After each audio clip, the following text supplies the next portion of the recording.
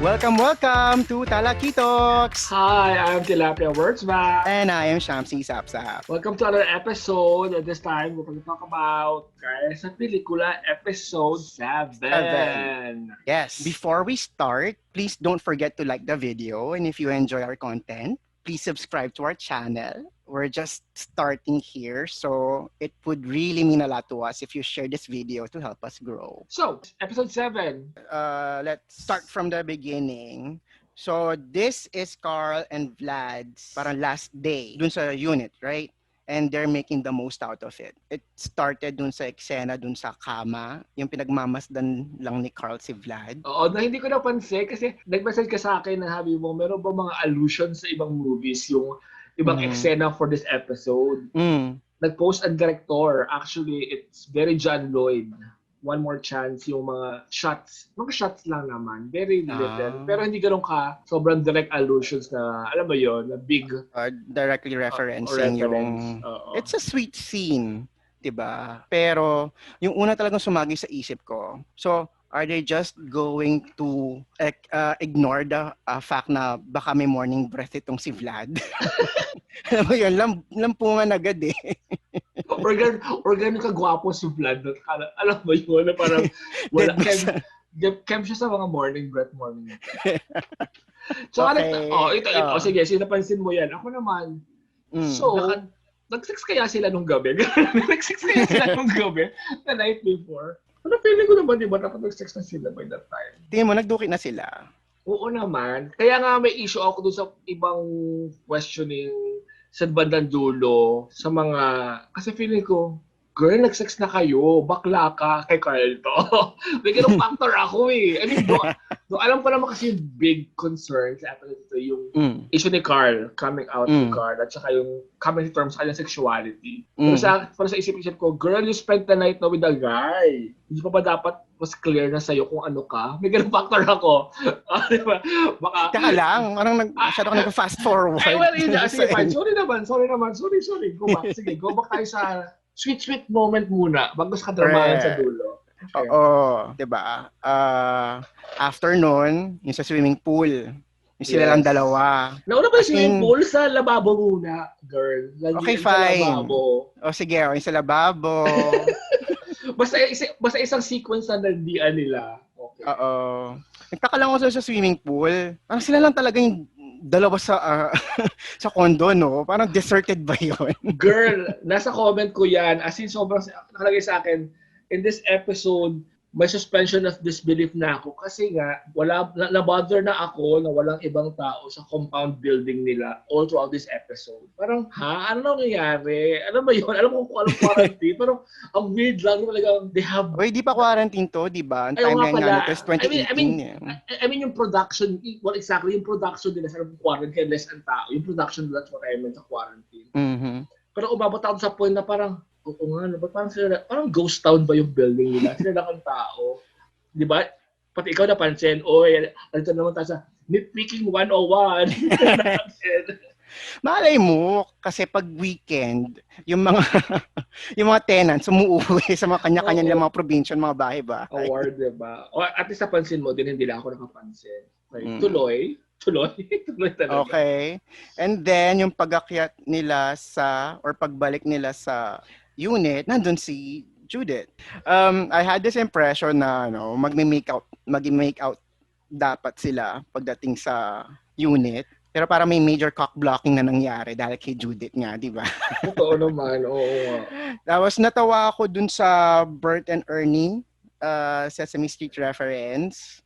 Kasi naalala ko lang, way back then, it was a big deal yung sexuality ng dalawa.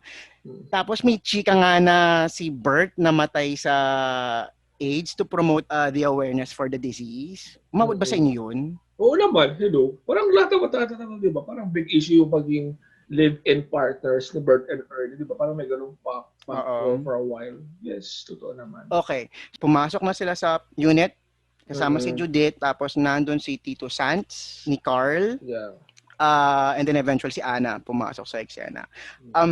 I have to admit, nung una, it was this part, it was a bit dragging for me.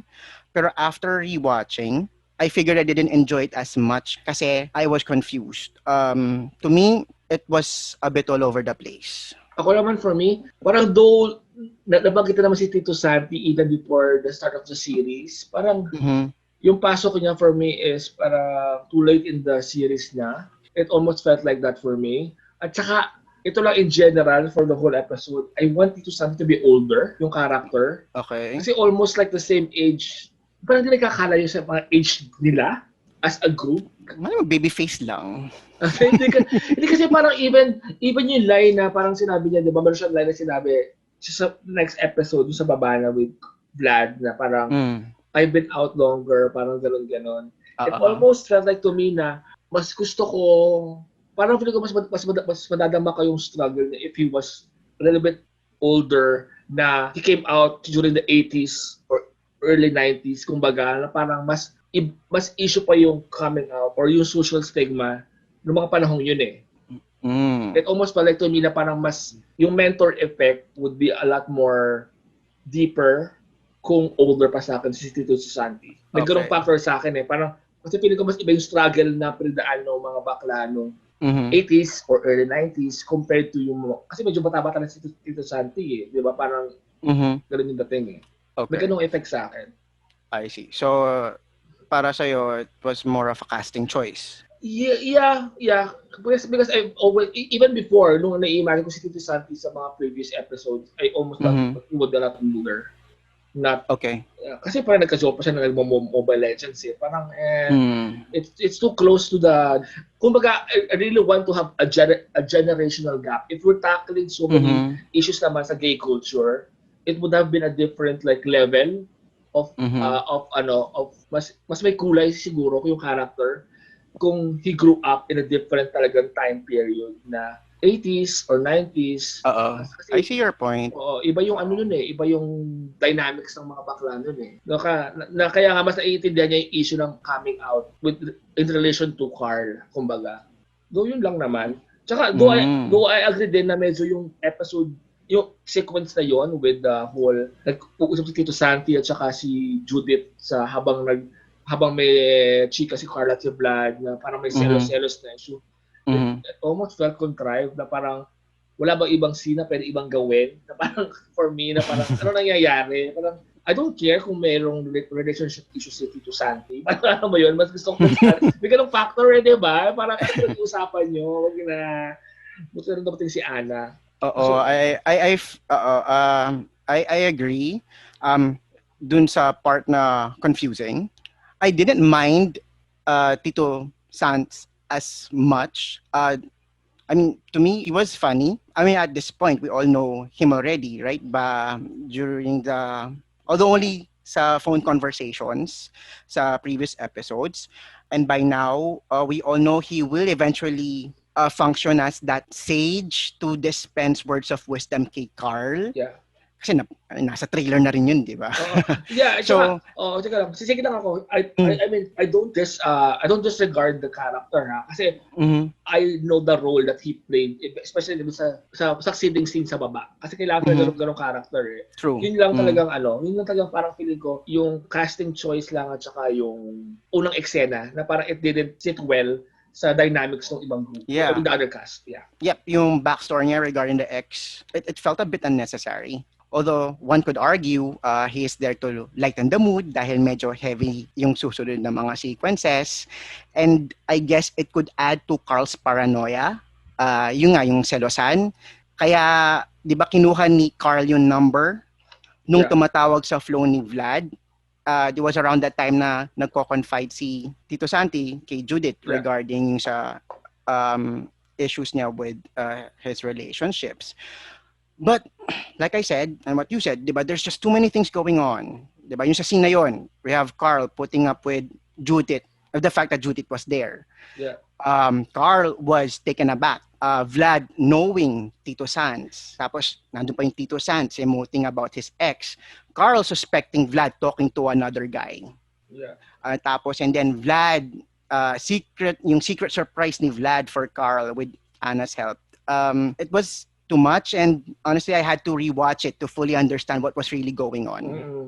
Especially you're coming off from episode 6 na iba yung iba yung flow and dynamics yun eh, parang Mm-hmm. pataas. Then all of a sudden, for me bumaba eh. Alam mo yun, parang na-confuse ka ulit. Parang oh may It ganung was a bit factor. convoluted. Tapos, Mm. naisip ko lang, wouldn't it be logical if Tito Sanz, at least for his character, to be focused more on inspecting yung condo niya, how it was maintained by his nephew for the past few weeks?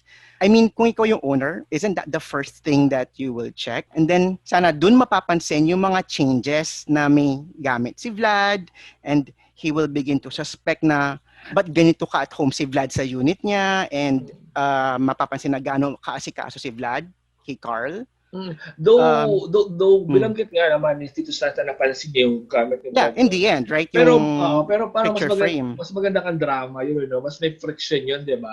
True. Eksena. Yung injecting scenes, kunwari, may hinahanap si Tito Santi, nagamit sa bahay kay Carl, pero si Vlad yung makakasagot. Parang I think it would have been funnier if Carl, Vlad, and even Judith, parang dodging the uncle's suspicions. Oo, totoo. I mean, naisip ko lang yun. And ito lang, yung pagpasok ni Ana, kasi di ba she was setting up the gazebo? Yeah. It was meant to be Vlad's romantic surprise for Carl, di ba? Yeah. So bakit sumisigaw si Ana nung pagpasok sa unit? Actually, may problema din ako sa editing nun. Ako maging technical ako kasi they were trying to create a drama din eh. Alam mo yung parang nagkukwento si Tito San. Oo naman. And tapos. Parang malayo pala nasi-sense mo na eh. Oo, pero parang obvious eh. Saka pati mali yung tempo eh. Para yung succeeding, parang dapat, ewan ko, kailangan may mali dun sa build-up, kumbaga. Parang pumarang si Ana, tapos na siya. Kaya dami niyo pala. Yun nga eh, bakit parang all of a sudden, ba't isibibigay kung surprise? Alam mo yun? Unless she thought na wala si Carl sa bahay. I don't know. Kung gaano ka sakto yung mga elements ng episode 6 and everything worked out well, that's why it felt so elevated, yung episode 6. Dito medyo may mga hindi nag-swak na elemento. Ang mong kinumastyon na decisions dito. Yung mga linyahan, yung editing. Basta iba yung bagsak ng episode 7 compared sa episode 6. Which is pasensya, pero ito yung ramdaman ko. What about yung dinner tantrum ni Carl? Oh, ayan na. Sige, ang comment ko naman doon na tayo dyan. Kasi nga, ang nakalagay sa aking note dyan talaga is parang yung drama, hindi ko pa rin mag-gets kung bakit ganun kalaki yung drama sa dinner na yun. Kumbaga, yung walang sapat na build up to elevate that drama to that kind of level na yun nga parang nag-tantrum na si Carl. Kumbaga, kung sa ibang episode is naintindihan mo yung mga motivation ng bawat character, dito parang all of a sudden parang may big drama. Nagets mo ba? Okay. Kung bakit ganun ka-dramatic yung episode na yun. Yung eksena na yun. Though, get ko yung pressure kay Carl eh, pero parang hindi earned, kumbaga. Pa yung ganun to that level na parang may dabog factor? Parang may ganun. Ikaw, ako sige. gets ko siya. Gets mo siya? Sige, doon magkaiba tayo doon. Sige, fine. But it's fine. We can always disagree, di ba? Hindi naman kailangan tayo ng views lagi. Oo naman. I get bakit uncomfortable si Carl. Simula nung nasa isang room silang lahat. Silang 5. Si Judith, si Santi, si Vlad, Ana, and of course, Carl. You have to remember, hindi out si Carl. And madali siyang ma-overwhelm at mag-panic. Having these people who don't really know you and in so close proximity to your, quote-unquote, dirty secret, it can be nerve-wracking. And I think simula sa part na to, parang medyo nag-improve yung episode for me.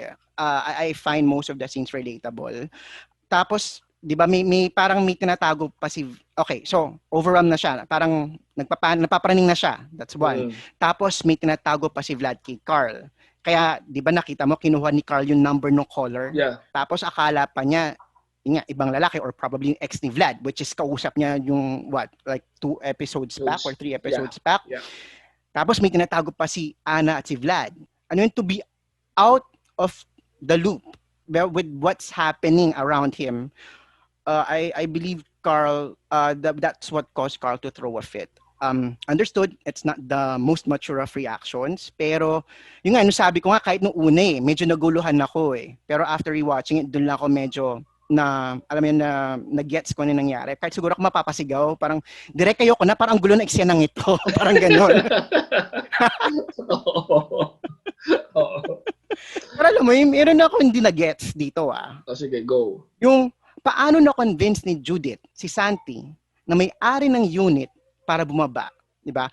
It was established sa start. Hindi sila Yeah. close. Yeah. Unless may pinag-usapan sila off-screen about confronting Vlad and Carl based sa observation sila. Mm-mm. Kasi, and I get na may pagka-authoritative si Judith, pero kung ako si Tito Santi, sasabihin ko, girl, bahay mo, inutusan mo ako sa sarili kong Yan pamamahay. Ba't di ko yung nga. bumaba at kumuha ng dessert?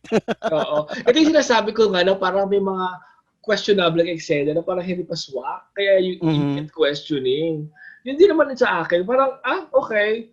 Kaya yung drama nga, kaya nga yung drama, hindi ko pa rin mag-get sa dinner sila yon. Part yon. Kasi nga, teka, ano nangyayari ngayon bigla? Tapos parang, it almost felt nga na parang, yung parang pinili talaga na kailangan magkahiwalay at ma-corner niya si Carl. Which is, yun ang talaga purpose ng scene. Oo. Pero parang hindi na-establish masyado na parang, yun nga, yung parang hindi fluid. Alam mo yun, hindi fluid yung pagkakasulat ng eksenang yun for me. I agree. Oo. Pero, I have to admit, yung mga next scenes after that, they were very loaded, at least emotionally. I felt that both Judith and Tito Sanz, they came really down hard on the two boys. Sige, let's start with yung kay Judith at kay Carl first. Yung eksena nila sa taas, since silang dalawa yung naiwan. So pretty much, it establishes Judith as an ate first, ally second, and I guess the anti-villain, no? Noble cause, but the means are questionable. Parang ganon. Very protective ate talaga. Very protective ate. No, but I meant dun sa sa story mismo, parang anti-villain yung pagdating niya. Kasi she caused yung parang panic attack ni Carl, di ba? Yeah. True. I guess they would have to, they have to amp up the drama and further overwhelm Carl kasi required yun for the next scenes eh. I'm sure a lot of gay viewers can relate to yung line niya na don't let him go back in just to protect you because he will do that. Alam mo yung magjowa. Nakarelate ka ba? In a way, I did. Alam mo yung magjowa kayo pero bawal ang ladla. Bawal yung medyo ladlad yung kilos, bawal magpakita ng affections in public, o kaya kailangan paminta, pag ipapakilala sa pamilya or office mates, as a friend lang, yung mga ganong eksena. Yun lang, parang naalala ko lang na nung binatawan yung line na yun. But I particularly like yung scene when Anna was holding Carl's hand. Being the supportive true ally. True ally. Eksenang yun. Tapos pinakita yung picture ng parents ni Carl dun sa tabletop. Prompting Carl to deny Vlad. Diba? Masakit, pero it makes sense. Actually, parang naisip ko nga sa scene na yun, maybe he's not just doing this for himself, but for Vlad as well. Yun, sumagi lang sa isip ko. Ikaw, what are your thoughts dun sa scene with Judith and Carl? Ano naman, mas highlight sa akin si Anna dito. Mas kumbaga, to think that siya yung winner sa eksenang to, di ba? Siya yung nagwagi. To think na sinabi natin na we don't need that Anna character sa first few episodes. Ngayon naman, okay, girl, kaya natin kailangan si Anna sa episode na to. Totoo naman, ano pa rin ako sa issue na parang ang drama masyado ni Ate Judith for this. Doon naiintindihan ko yung pinagagalingan niya nga, na protective ate, na kailangan niya i-corner. Doon na lang ako. Hanggang doon na lang ako. Happy na sila. Wala na ako iba nasabi. Kasi nga, Okay. Tapos kay Tito Santi na with Vlad sa baba. So I get that Tito Santi is protective of Carl. I understand Vlad wants to help to make the process easier for Carl. Pero in this scenario, I think Vlad is in the wrong here. The moment he said it na I want to help, I want to make it easier for Carl. Easier for Carl. Parang you almost know it's gonna end bad. Yeah. Kasi it's yung mga ganitong sitwasyon, it's almost always never easy. Yeah. Pero I love the contrast nung singit ko lang. Go. I love the contrast nung parallel talks nila about being out. Parang both ends of the spectrum yung huwag mo siyang pilitin, yung conversation with Vlad and Tito Sanz versus yung huwag mo siyang paasahin nung kay Carl at saka kay Judith. Kasi it pretty sums up yung main conflict ng series eh. Yeah. And again, these are things that people in the community, they seldom discuss. And I'm happy that it's being brought up. Yun nga, parang yung issue of coming out din eh. When is the right time to come out? Or do you have the right to come? I mean, out someone, kumaga, in a Mhm. way. Kaya, yeah, ang hirap doon. Parang, which is, ang main struggle talaga dito ni Carl Mhm. is to have that acceptance and the courage to actually, Mhm. pero ano yun talaga eh, kaya di ba, yun yung parang sinasabi ng mga bakla din na iba't ibang timing eh. It Mhm. almost, yung nasa tao, hindi mo Oo. pwedeng i-suggest or i-demand or Mhm. ipilit sa mga tao na kung hindi pa handa. Kasi nga, we need to come to terms with ourselves in our own time. Parang ganun. Kaya tama sinabi mo na parang yung intention ni Vlad might be Mhm. to make it easier for him. Pero wala sa, yun eh, it's not Vlad's call to kung kailan maging True. handa si True. Carl. Yes. Yeah. Kasi 'di ba, coming out or being ready to come out is a personal journey. Yeah. 'Di ba? It's nice to have people supporting you, whether it's family, your Yeah. friend, or even a partner. Pero they shouldn't be doing the pulling or the pushing. 'Di Yeah. ba? It should be on your own terms. Sabi mo Yeah. nga, Yeah. neither should you compromise yourself just to be with someone who is not out. Totoo So, naman. paano nga naman kapag mahal mo, kapag ang mahal mo hindi out, saan ka nga naman lulugar, 'di ba? Parang Oo nga. Totoo. parang actually kawawa silang dalawa dito sa totoo lang. Mm-mm. I feel for them both. Ang hirap. Alam mo, yan yung mga hindi naiintindihan ng mga straight people. Mga straight people talaga. na, Mm. nag-rant about straight people. Kung akala nila, kumbaga, Mm. parang ano to yung level of degree of struggle sa ating mga homosexuals, yung ganitong klase ng Mhm. relasyon. Ibang level na kayo mag-maintain ka ng relationship, quote-unquote, maintain na relationship. Pero ibang level pa yung, yung pressure ng ibang tao sa paligid nyo. Kakaloka, di ba? Correct. Double the pressure. Mm-mm. Parang ganon. Okay. So, moving along. Moving along. So, after that intense confrontation with Judith, bababa si Carl, pupunta sa gazebo. Makikita yung video playback na hinanda ni Vlad. Mm-mm. So, yung sa moment na yun, I felt like Carl is being pulled back dun sa fantasy world nilang dalawa ni Vlad. Totoo. Mm-mm. And they kiss. Yeah. Diba? Tapos diba, sakto sa afternoon kiss, diba, nakita niya na, or yeah, Carl saw na nakita sila ng tatlo. And share ko lang, yung sa moment na yon, naalala ko lang yung kiss sa Kristan, yung nahuli ni Christian naghahalikan si Zack at si Wolf. si Wolf. Si Wolf. Kaloka. Sige, ikaw lang fan ng sakristan. Sarot. Kaya naalala ko lang siya. Teka lang, meron Although ako at least, sundot. May sundot ako. ano? May Oh, sundot sige, ako. go. Kasi talagang may issue ako sa mga big gestures. Oh. May issue ako sa grand gesture of putting up that whole gazebo talaga. Oh, sige, ano yung... Though, hindi nga, yung parang effort talaga, yung may bulaklak, may Christmas light sa duyan. Tapos, yung video, okay lang yung video eh. Parang, kasi parang everybody does that. I mean, parang for some, gumawa na ba ako ng slideshow ng isang boylet before? Posible naman. Alam mo yung parang may gano'ng emote, pero yung grand setup, talaga na parang halatang may production design kasi sa akin. Alam mo yun? Go ahead. Yun nga. Kung sana nag-pull back ng konti. Gets ko naman, doon may nakita ko sa Twitter na gaya sa pelikula nga, they're kind of alluding to the big gestures sa mga movies. Okay, fine, whatever. Pero sa akin kasi kung medyo nag-pull back na ng konti, para naman hindi sobrang, kasi for me, talaga halatang may production designer. Alam mo, parang nag-effort ng may bulaklak, may duyan, ang gano'n. So, si Ana lahat ang gumawa nun? Kaya ni Ana lahat yun? Parang nakakalo. Dahil walang ibang tao sa condominium para tumulong sa kanya. Oo. Tapos yung eksena na yun, parang antahitahimik ng buong compound, walang tao. Parang feeling ko kapag may ganong setup, alam mo yun, may mga bystander, o may mga batang anak ng ibang O yung mga tumatakbo man lang, ulit, kasama yung yaya. Ba't kayo lang ang tao sa building na yan? Anyways, I digress. Sige, tuloy. Yun. So, nakita nga niyan. Si Ana, si Tito Sans, at saka si Judith. Nakita silang dalawa naghahalikan. Yung moment na parang nabuhusan siya ng malamig na tubig. And then, syempre, nagpanic siya, na-paranoid siya, tapos sinisip na kung ano yung sasabihin ng tatay, or how people of the world, alam mo yun, people would perceive him. Parang, for me, this really hit me.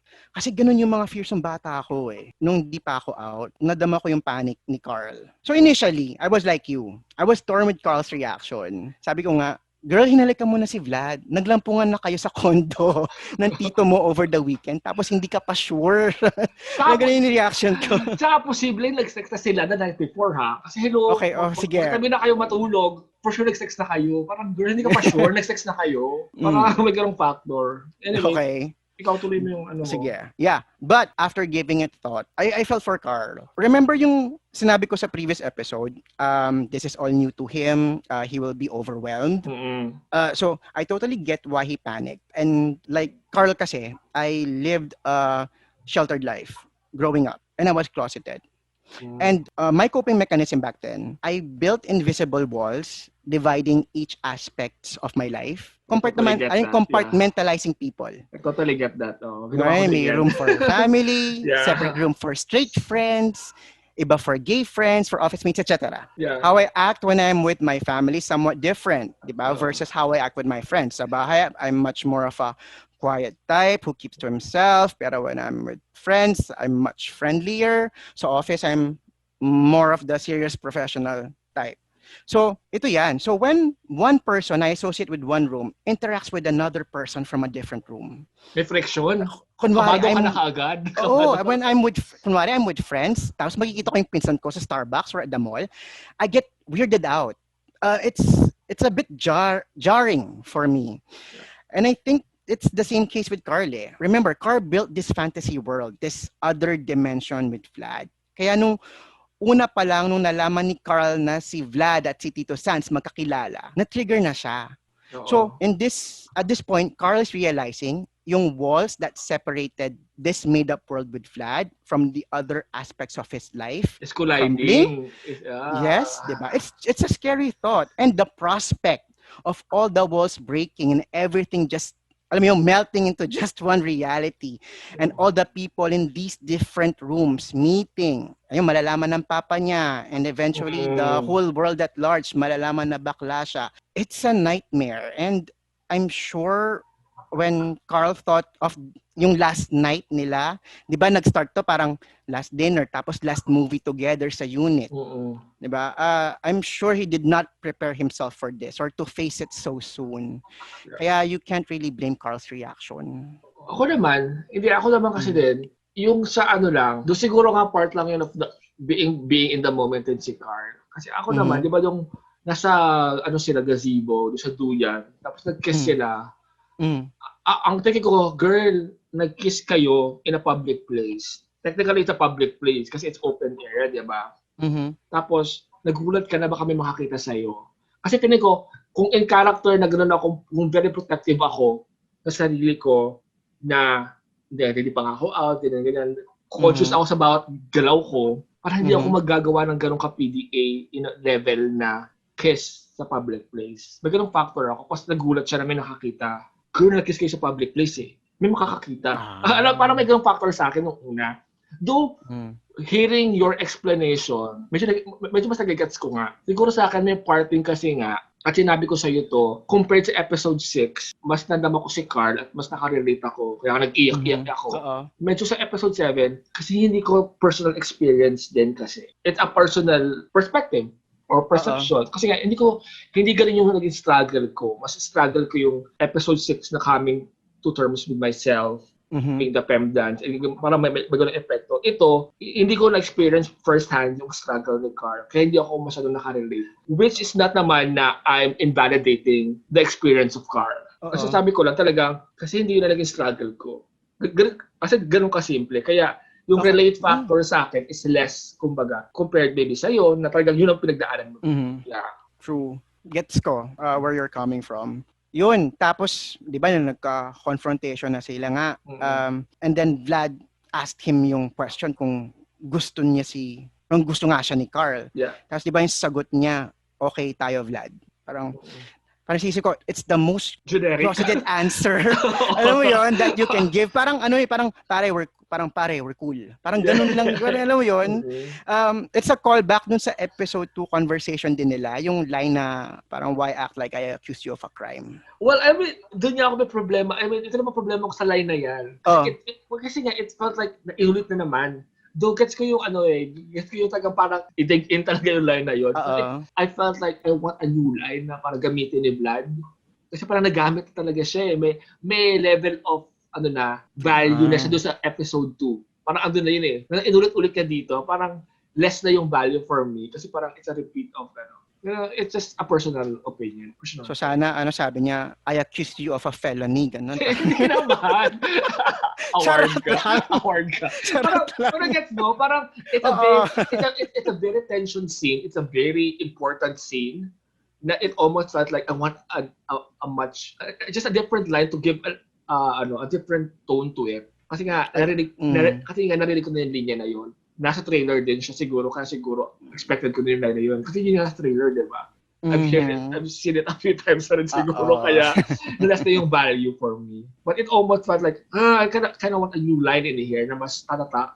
Parang, kasi parang ang inisip ko level to, yung parang, yung John Lloyd Bea na, yung she had me at my words, you had me at, parang, shit. Nakalimutan ko, one more chance line ko. She had me at my worst, you had me at my best. Parang binaliwala mo lang yon. Parang feeling ko ito, eksena yun yung leveling, ganun dapat eh. Yung parang meron ka maiiwan ng linya ng bagsakan dito. Pero it's the same line na why act at the crime? Which is a good line, pero sa akin kasi nagamit na eh. Paulit-ulit na ako. Let's move on. Okay, so yung next scene, yung umiyak si Vlad sa ate niya.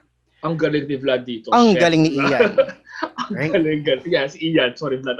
Ang galing. Dama ko siya. Ako.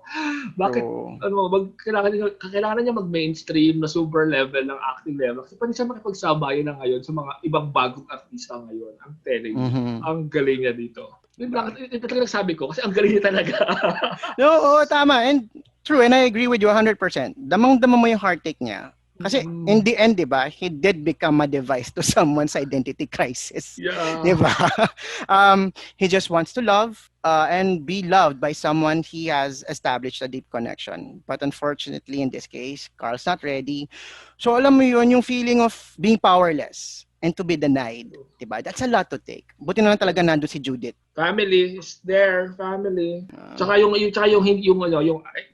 hindi kita bibitawan.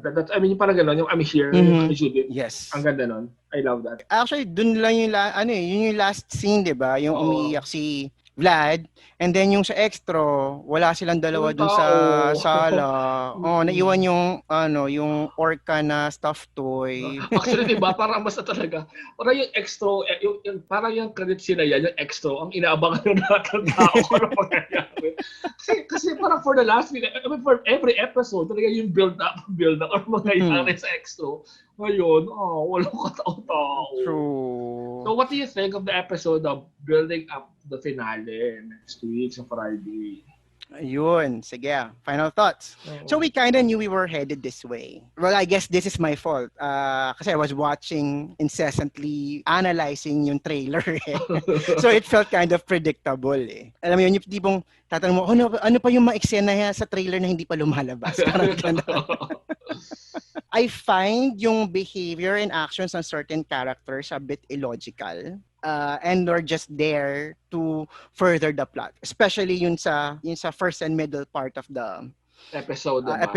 Oh, wow. But they did get to the ending we were expecting. I just wish na they could have been a bit more creative getting there. Totoo. I guess, yun. Ending ng episode mismo, it was really heartfelt and it was powerful para sa akin.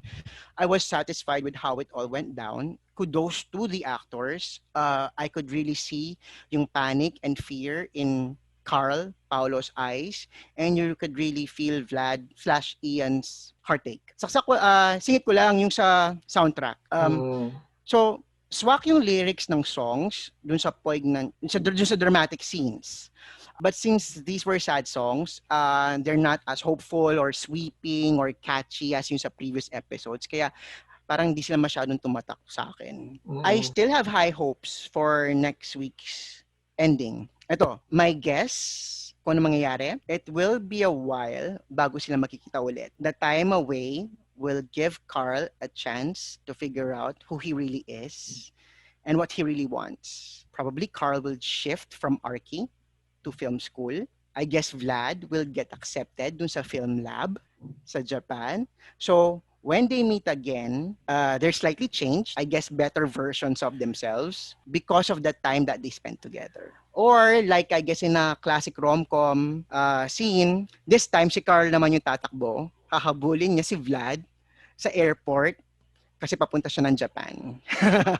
Anyway, I'm really excited to be surprised kung ano mangyayari. Ako naman susundot na ako sa mga mangyayari Sige. sa episode. Naisip ko naman, agree ako sa iyo na feeling ko may time jump na mangyayari. Mhm. Feeling ko very sana maulit muli na maghihiwalay din si yung characters nila. Mhm. Nakalimutan ko pangalan ng name ni Agat ni Leia. Anyways, then at the end of the film, nagkita ulit sila after a few Mhm. years sa intersection sa Makati. Feeling ko may ganong element to Yung tipo maghihiwalay din sila at totoo na it will be a few years or may time jump na mangyayari to be their better selves. Pero at the end, magkikita ulit sila, magkukus ulit ang landas nila. Posibleng sa isang set ng pelikula, kasi guys sa pelikula, or posibleng na film school, totoo naman. Okay, that's it. Yay! Episode 7. See you on episode 8 for sure. Mag-react tayo. So, Definitely. So, guys, what do you think of the episode? Do you agree with our thoughts or disagree? Share what you think and comment down below. and don't forget to like and subscribe to our channel. We're also in Spotify and follow us on Instagram and Twitter.